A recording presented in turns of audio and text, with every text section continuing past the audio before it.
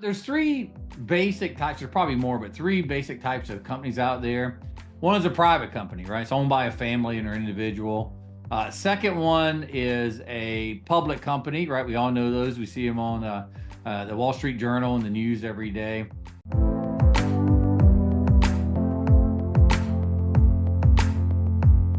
Welcome to the Owner's Journal. Today I'm here with Bill Canady of Arrowhead Engineered Products. He is also chairman of the board of OTC Industrial Technologies and founder and CEO of the 8020 Institute. Bill, you've written a couple of books on the way that you handle executives and data-driven measurable results with these companies that you're working with.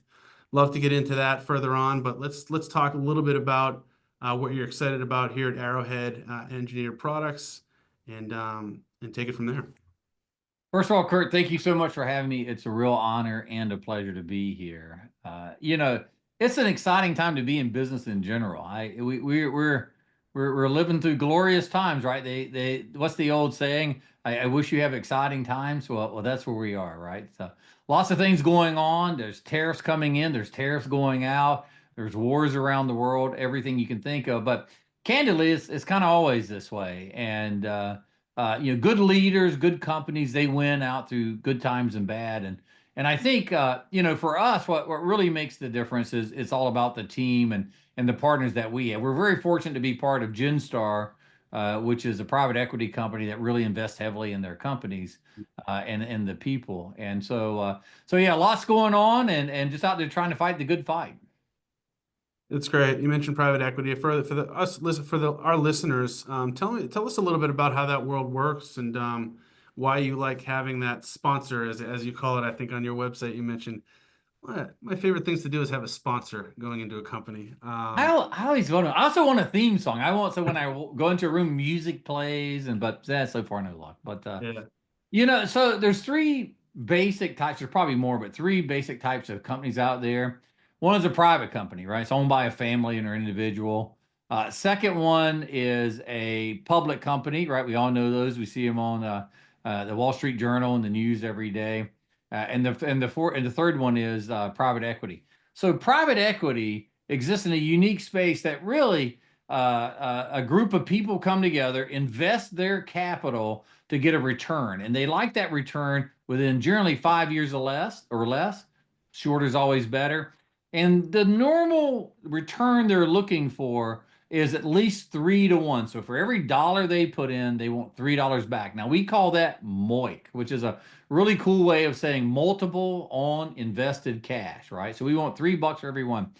Now, the interesting thing about that is it really focuses the mind. Unlike public and private companies, which can have all sorts of reasons for being in business, we are in business simply to make that business better so we can turn a profit. There's an old theory around that private equity would come in, strip out assets, and destroy the business. Maybe that was true at one time. If it was before me. But today, the only way you can grow a company to improve your investment is you have to organically grow it.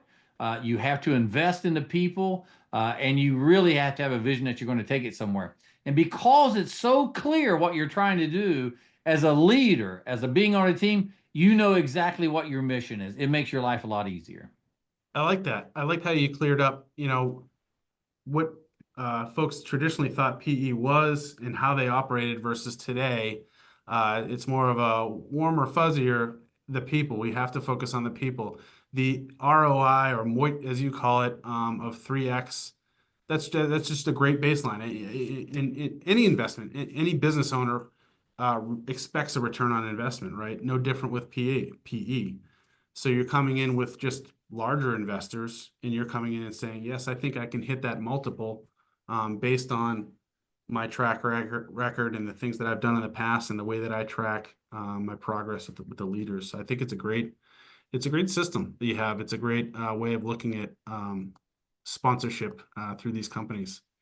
Yeah, it really is. And it's funny. I've been blessed to run a lot of different companies, be with a lot of great organizations. And one of the things I do when I walk in, I sit down at a table. We go around the table and we ask them, what's our goal, right? Why are we here? And you know, we want to be good human beings and all that, but specifically, quantifiably, tell me what we're doing here, right? Almost invariably, they will, one, not agree with each other at all, and two, they will not be anywhere close to the answer, right? In private equity, you all the same leadership, all the leadership in the same company is on the same contract. In other words, the contract says, hey, I'm just going to make up numbers for an example. We are at 50. We're at $50 and we want to get this thing to $100, right? That's exactly what we want to do. And when we bought this thing at 50, right? When we bought it at 50, we put in our money and we want to 3x that money, right? So if you put in your $50 and you go, I want to get 3x. So what are we looking to get back, Kurt? 150. We 150. know exactly. That is actually written in a contract as clear as that. Now, the thing that this does for you as a team is when you sit down there, you can do the math to see what it takes to get to that, right? It's so simple. You can do the math. What that does for the team is it sizes the effort, if you will, the dream, if you will, of what you're going to go do. So if you've got to triple the value of this company to go achieve it, you don't have time to do small things. You don't have time to not go fast, right? You've got a time limit and the size you're going to go. And so when you're going around and you all agree that you have to go from 50 to 150, and someone says, I've got this great idea, and you ask them about it, and it's going to take 10 years and it's only going to double, your answer immediately is that's not going to work. That is not a plan that's going to work, right? And boy, is that empowering for people. Okay, that's fair. I'm going to switch gears now and turn away from money and away from the numbers and multiples and go toward um, just games and sports. How do in the concept of flow? So if you're coming in as chief executive officer of a PE-backed company, and you're talking about goals, right? A goal of a 3x multiple is great, but how do you bring it into that engagement for the leadership team of, all right, we think we can hit 3x if we take this measure, if we take this approach, if we want to grow and if we go to this market, we think we can do it. How do you get them to rally around that and make them feel like this is a game that we can win and they're motivated to do it, almost like it's then they're not even working, right? They're in that state of flow. That is a great question. And you really hit on something key. The numbers are interesting, but not exciting. I don't care how big or small they are. It's hard to get passionate about math, right? I like it, but not everyone does. What you have to do is you have to translate it to something that they see that is attainable because I have yet to meet anyone that doesn't want to be a winner, right? Mhm. We all want to win whatever it is. We may define winning differently, but we all want to be winners. And the key is the leader in order to get the team to buy in. So first you quantify it, that size is the prize, and it lets you know, do I have the resources? The second thing that you do, and this is the most important, is you got to define what that is. And you got to find it in the terms that the people in that room, that the organization at large can get excited about. So we're here today. In order to get to where we need to go, we need to be there tomorrow. Let's define that. The way that you make this happen turns out to be very simple, but not easy. And that is the people that are around them, they actually have to come up with a strategy. As a leader, you set the goal. We're going from 50 to 150. You folks tell us how we're going to get there in the context of what we do. So if you're in something as exciting as we are, we're in the what we call power sports. Well, listen, that's those motorcycles that they jump things with and they race things with, and the Harleys and dirt bikes. It is wonderful to watch. It's the first industry I've ever been in that people get tattoos on, right? So it's just amazing to watch. People love this industry and are passionate about it. And when they start thinking they can grow it, that they can make it more out there and they can be part of it, you can see their eyes light up. Now, if I tell them that, if I give them that strategy, they're not going to believe it. Just like everything else, they got to kind of own it. So once Mhm. we said it and we rounded it, we get around that table, the big piece they've got to do is tell me how they're going to get there. That's what gets people excited. Yeah, you want them to frame it up why they would be excited about growing the company, what it's going to mean to them. I think this is a good segue into you actually, because I want to get to know you. I want the listeners to get to know you a little bit. You have a pretty interesting origin story or background. Um, Tell us a little bit about how you got started in business, kind of where you came from. I don't think you were always private equity backed, right? When you were growing up, it doesn't sound like you grew up with a silver spoon in your mouth by any stretch. How did that motivate? How did that background motivate you to get to where you are now and continue to motivate you? Yeah, it's funny. I say this all the time, and it's true. I grew up. We were just dirt poor. I had no idea we were, but we were. I grew up in a double wide trailer at the end of a dead end dirt road in Richlands, North Carolina. Wonderful place, great people. It's a modest farming community, not too far outside of a big military base called Camp Lejeune. And my dad was, at best, you call a handyman and a truck driver, right? He, like a lot of people there, he made his living the best way he could. My mom cut hair, and we had a wonderful growing up and everything like it. But I had no idea how to take and go from there to wherever I was going to do. And for me, the ticket off of that farm was the Navy. So I joined the Navy, went out and saw the world, and it really gave me the grounding that I needed. And so that was my first best decision. My second decision I ever made that was even better was who I married. So I got really blessed to marry the right person who, one, could put up with me, and two, support me in my journey.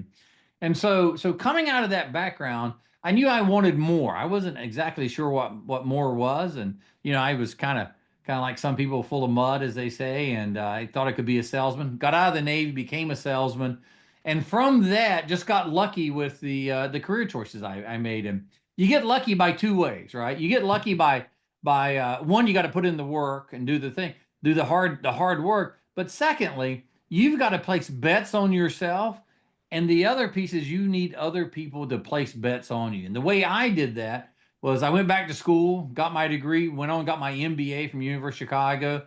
I was willing to raise my hand and take those jobs that really no one else wanted. And that meant I had to move myself and my family across the country. We moved 9 times. And again, that goes back to what I said earlier. Marrying well and having a great family is a huge deal. I went through that all around the country, slowly getting better at myself, putting in that time, grinding it out. And then through the years, I learned a couple things. One was how to sell companies. I got very lucky with that. Got to participate in a couple big deals. Most importantly, what I learned was how to go run companies. And that was just getting in the right organization. And again, raising my hand, saying I wanted to do it. And that's where I really started learning 80/20. My first big experience was I was with a company called IDEX, myself and a handful of other people, and we're all still together to this day. Really learned that method, learned that process, and that process and those people are the reason I'm a sitting CEO today. Wow. Uh, it's fascinating. In the middle of your story, we had a little bit of a technical difficulty when you mentioned marrying well. Maybe you could actually reiterate that story about how you met your spouse and take it from there. Yeah, well, probably my wife probably pulled the plug so that way she'd make me have to say it twice, right? She's magical, and I think she has to be chipped, right? So if you have time, I'll tell you the story of how we met. So she was a waitress at Denny's, believe it or not. She was Hmm. in college, and she would work there during school breaks, right? She came from very modest means as well. I was a sales guy, and I would meet at Denny's, and at the time I smoked. This is back like 1989, 1990. So I'd go in and eat pie, drink coffee, and smoke like any other traveling salesperson. She was my waitress, and one night I had a colleague, a work colleague, a friend of mine coming in, and he said, "Hey, let's go out." So she was my waitress. I looked at her and I asked her out, and why she said yes, I'll never know, but she did, and her manager's name was Kermit, and so I talked to Kermit, and he let her off. So that was 1990. We've been married 33 years since that. We got two beautiful daughters, just amazing, and one great grandson, all out of eating pie and smoking cigarettes at Denny's. So, but she was a school teacher. That's what she was going to school for, and way smarter than me. And I thought, man, I can't let her get that far ahead. That inspired me to go to college and do that sort of stuff. You sound like a lifelong learner, and it sounds like you just enjoy business in general. I mean, I would enjoy business as well if I met my wife in the middle of in the middle of a sales call, right at Denny's. I think that's a great I story. know. It's a It's great story. I wonder. I now want to kind of shift gears and talk a little bit about team and team performance because you talk a lot about that on your 80/20 website. I'm wondering where's your background in team performance? For me, it comes from team sports. I coach basketball. I played basketball for years. So I think of everything in terms of, we need five. We need five people on the floor that we can count on, and they all have different skill sets, and that's how we're going to win this game. I relate that a lot to business. How about you? How did your love of team and performance come about? really the same thing, right? I grew up playing ball. I was a catcher in baseball, and I was right tackle in football. My problem was, unlike you, they could time me with the calendar, so I knew I wasn't going to go very far with it. But I loved it, and then everything I've done since then was really tied around people. I went in the Navy. You're in the boot camp. I had 86 guys with me. You're on a ship. The way you survive is you know your job and you do it right, and Yeah, all the way that's through. It's really it. And if you want to go fast, you go by yourself. If you want to go far, you go with others, right? And so that was key for it. I remember my first job, not my first job, my first job leading a company, and I came in and it was really successful. And the thing you get when you're really successful is more work. So I got my second company, right? And I almost killed the thing. And the reason was I didn't do a good job with the team, right? I thought I kind of had all the answers at the time. And I came in, I said, it worked before. I'm going to just wash, rinse, and repeat. And while the tools are the same and the processes, you actually have to go through it to understand if you get ahead of that team, if you leave them behind because you're so smart and everything, prepare to fail. And hmm and failure does, the way you get to be really good at something is you start out really bad at something. Your hmm team is what's going to save you, it's what's going to I make it learned happen. you only learn when you fail, right? You don't learn by winning. Yeah, you really don't. I mean, sometimes, like the first job, I don't know. I'm pretty sure it wasn't me in hindsight. At the time, I thought it was, but as time has gone by, I've gotten dumber and slower, for sure, older. And today, I think people go, "What do you?" I don't actually think I do anything.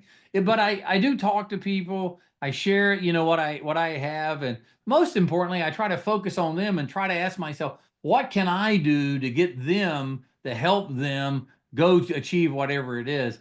And if you don't care who gets the credit, you can hmm accomplish anything. I say this all the time. Success has 1,000 fathers, failure's an orphan. Well, I think it actually has one. So if it fails, it's always my fault. I take that. Always the But CEO. let them go do it, right? So job of the CEO. I love it. The Navy thing, I'm not surprised that you mentioned that it was either sports or military. That's usually what I hear. It's where you learn team and to put your ego aside, and it's all about, helping your partner, your brother in arms, right? That's Um, right. If you can't follow, you can't lead. You got yeah, to start out being a good follower to begin with. It just you do. got to take orders. Leaders have to be good followers too. I mean, Oh, CEOs have to be good followers. You don't want to be in a room and be the smartest guy in the room, right? To your point, you're like, I'm not even sure what I do here, but I know what he does. I know what she I does. know. I know what she does, right? I know how to help, right? So yeah, so it's you're exactly right. I buy a lot of companies today and have for a long time, and we'll be on these calls just like this, and you'll look into your screen and you'll see this long table, and at the end will be the CEO, and he's got his whole staff, and all he does is talk, and no one else says a word. And I think that's going to be a tough one, right? It's yeah, it should be just the opposite. Everyone around you should be carrying that, talking about that, feeling pride and ownership. Good. I want to talk a little bit about leadership development because I think it's a topic that you're expert in. I did have a Owner's Journal podcast guest recently talk about a phase 2 leadership development program at his company called GPRS. It was Matt Aston of GPRS, Ground Penetrating Radar Systems, where he has a 30-hour Navy SEAL Hell Week simulation that he puts his leaders through. And he says it is absolutely game changing. Just everyone's attitude when they come out of that is um, obviously going into it, there's probably a little fear and hesitation, but coming out of it, they say, sign me up for that again. They want to do it over and over again. Some, most. I think there will be others that may, obviously there's outliers. What do you think of that kind of a strategy for team building, and what other things have you found to be successful in your world? That sounds like a really exciting one, maybe a little intimidating too. Look, you need to spend time with each other. You really do, whether it's doing the Yeah. sales training. I never tried out for sales, but I used to sit on the back of the ship. I was on the USS Fort Fisher. We were right across from Coronado Island, and we'd watch those guys go up and down. They were pretty awesome. It made you proud being American.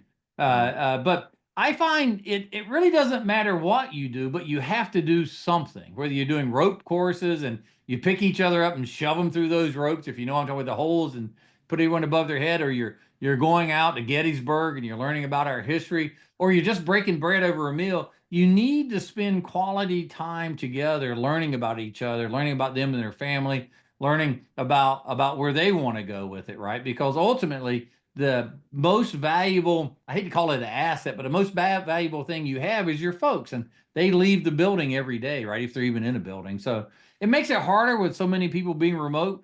One of the things we do, because our team is many of us are remote, every 90 days we get together somewhere in the world. We do team building at that. Whether it's driving cars or rope building courses or going to watch a ball game, we try to mix it up. And we go and we reset ourselves on our strategy, because every 90 days the wheels start getting shaky. Things are working, things aren't, need to reset it, right? So Hmm. it's absolutely critical. It's imperative. You have to do it. I'll tell you one other thing is when you first tell your team you're going to start to do it, they will fight you on. They say, I don't have time. I'm so busy, Hmm. right? And force it. Absolutely get them there. Get them there. Take them out of their normal place. Get them off their phones. Get them out of the meetings. Go do something together. It's a game changer. Yeah, and I think you have to get people out of their comfort zone especially if you want to grow. Avoid complacency. We talk a lot about that. My team here, when we meet with leaders and owners that are doing very well, they say, all right, well, there's always that fear of complacency. So what can we do to kind of shake things up and get people out of their comfort zone? You Uh, remember when you were playing ball as a kid, the things that I always remembered most, maybe it was different for you, was the bus rides there and back, right? Because you kind of hazed each other in a fun way, and you yep. poked fun, and you bragged, and you did all the things that boys do. It's the same thing here, right? It's just Yeah. being together and having those memories. That's what bonds us together. There's the old saying, "There's no atheists in foxholes," right? When the incoming fire is happening, the people with you that stand up and go through it are the ones you remember, the ones you can count on. Yeah. No, I agree. I couldn't agree more.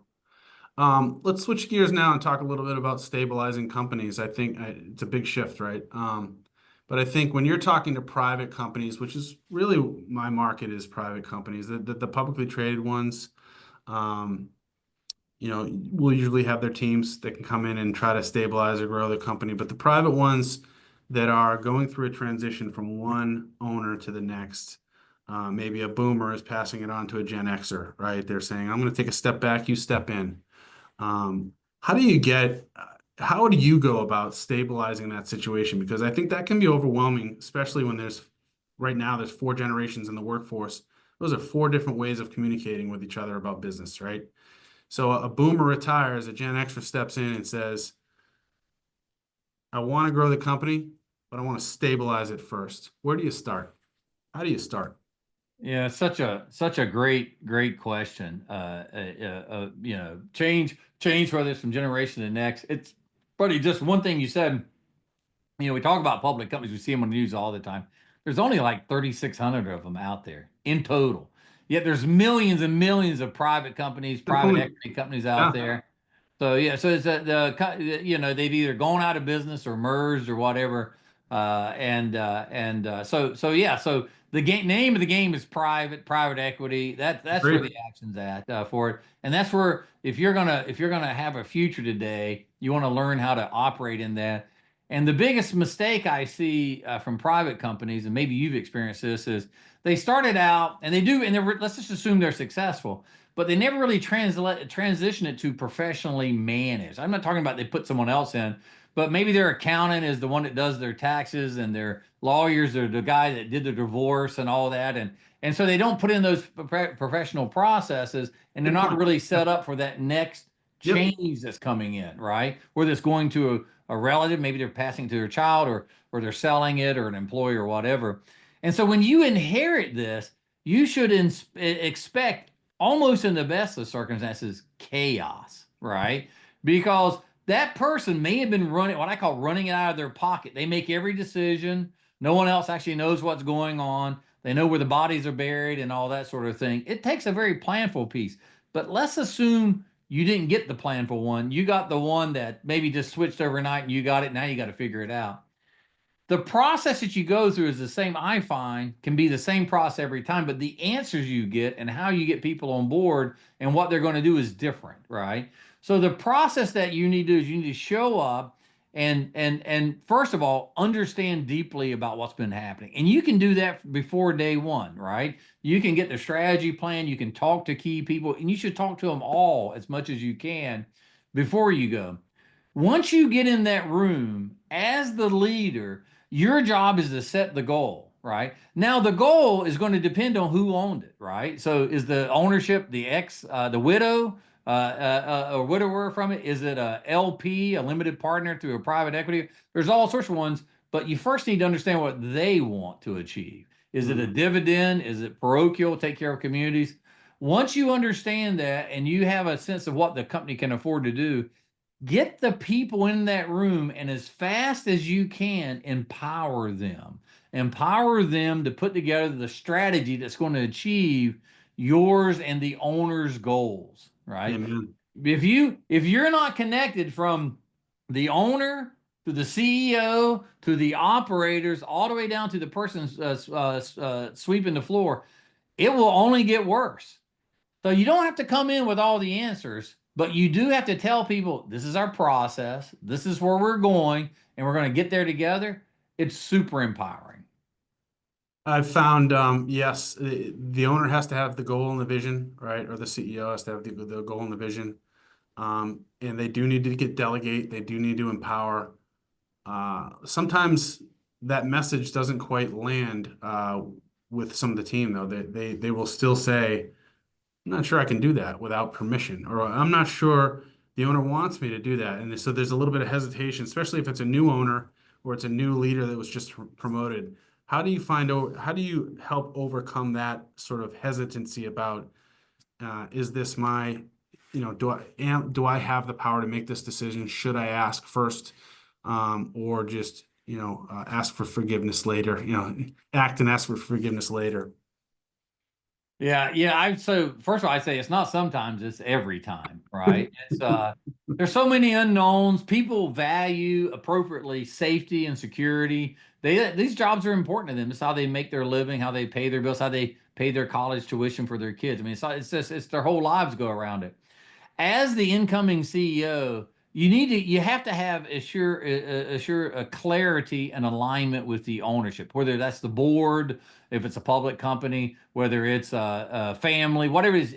Your job is to carry out that mission, and make no mistake of it. The ones I see that get themselves in trouble is that they're not aligned with it, right? And they'll get surprised and they're trying to hide things from it, and not with malintent. It's just, hey, I'm the CEO. I'm the guy in charge. We all have a boss, whether it's your wife or your board or the person owning the company. You got to be aligned.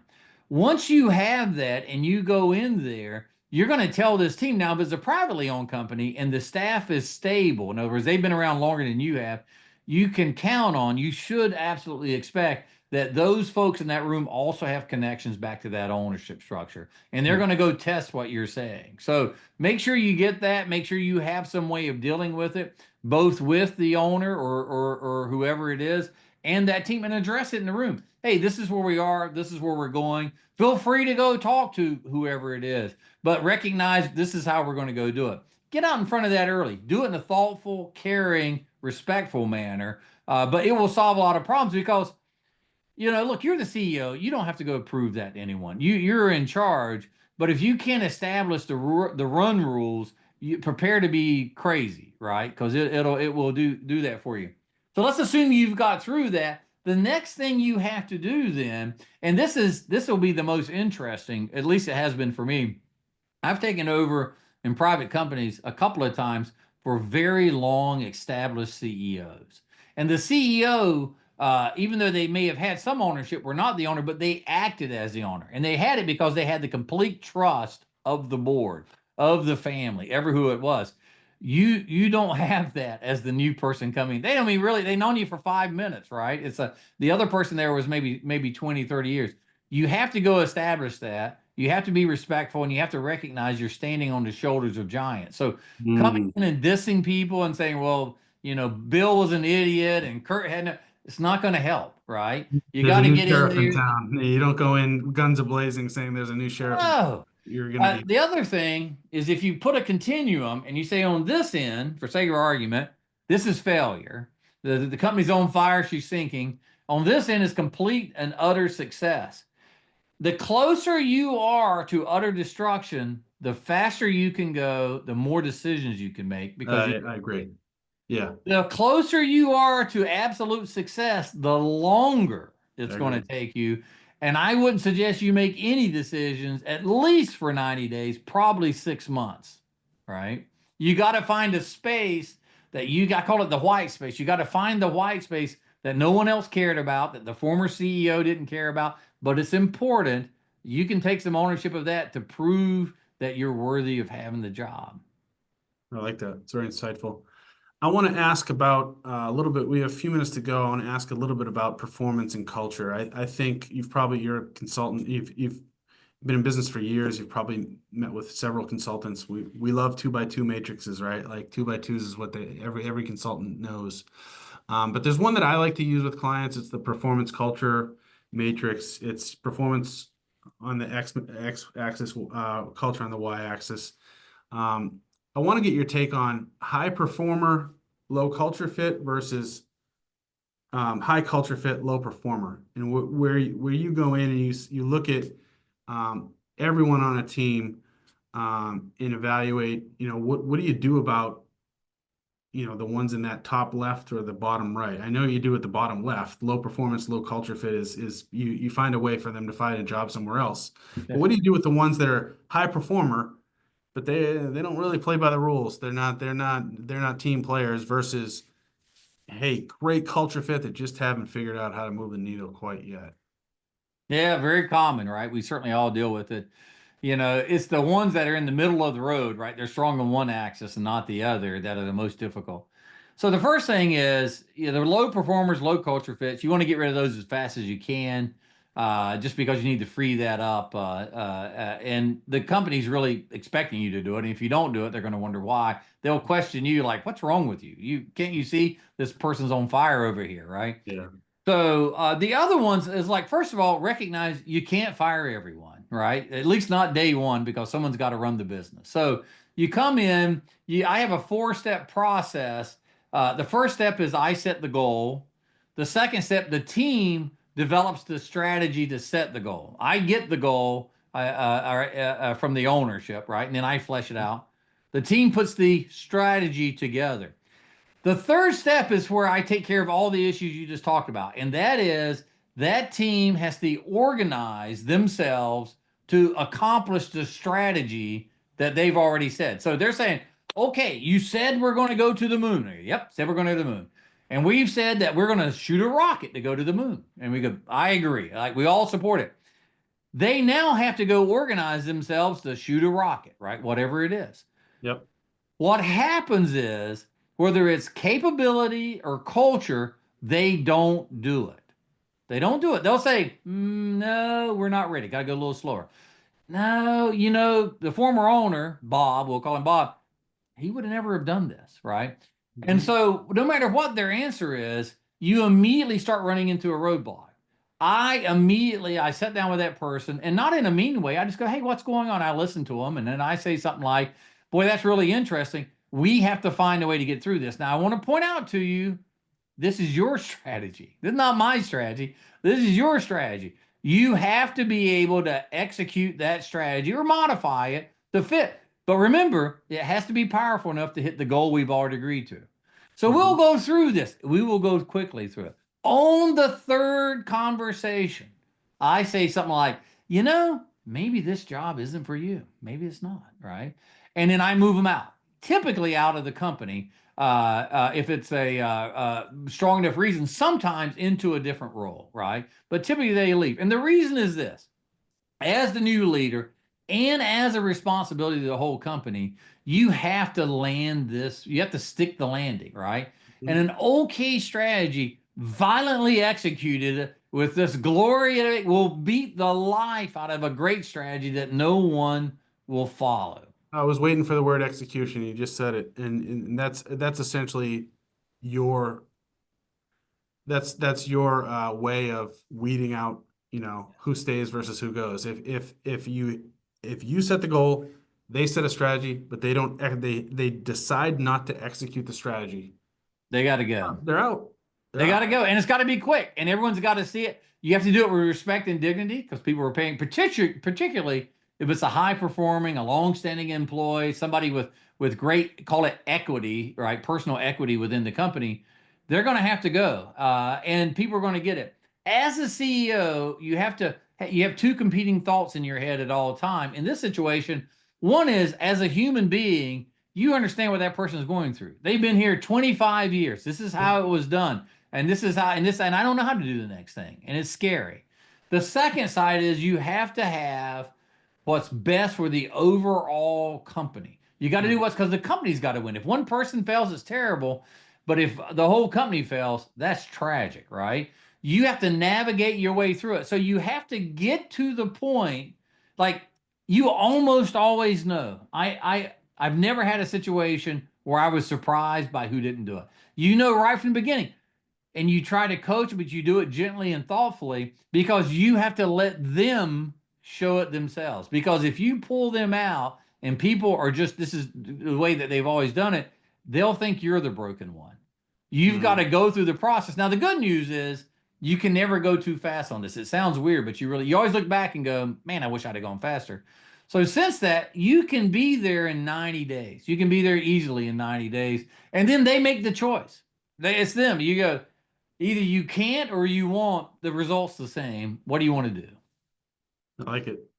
I've actually done, for people that I think are slow to get off where there's a new transition or a new owner, and people that are slow to um, adopt a strategy, I guess. That the owner has a goal, isn't clear on the strategy, but says, hey, come up with a strategy to hit the goal, and they're slow to respond to it.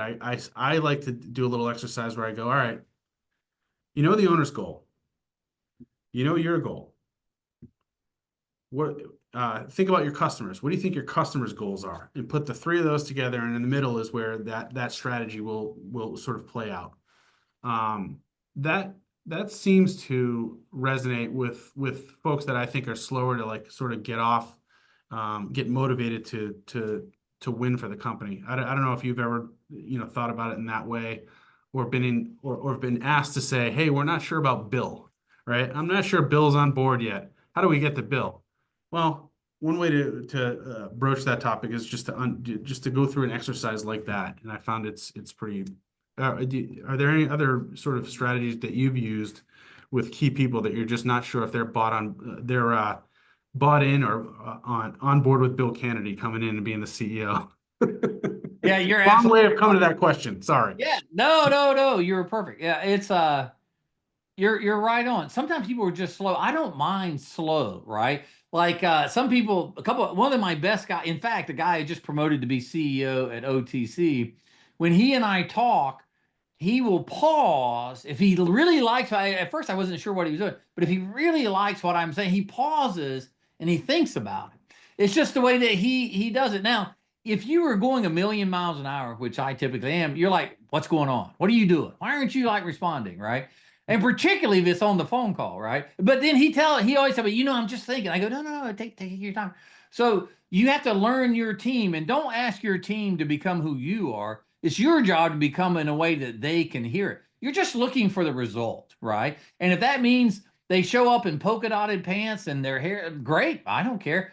We value and judge you on how you treat people and the results you deliver. So come as you are, right? Dress for your day, be kind, but you got to deliver results, right? Yeah. So don't get confused.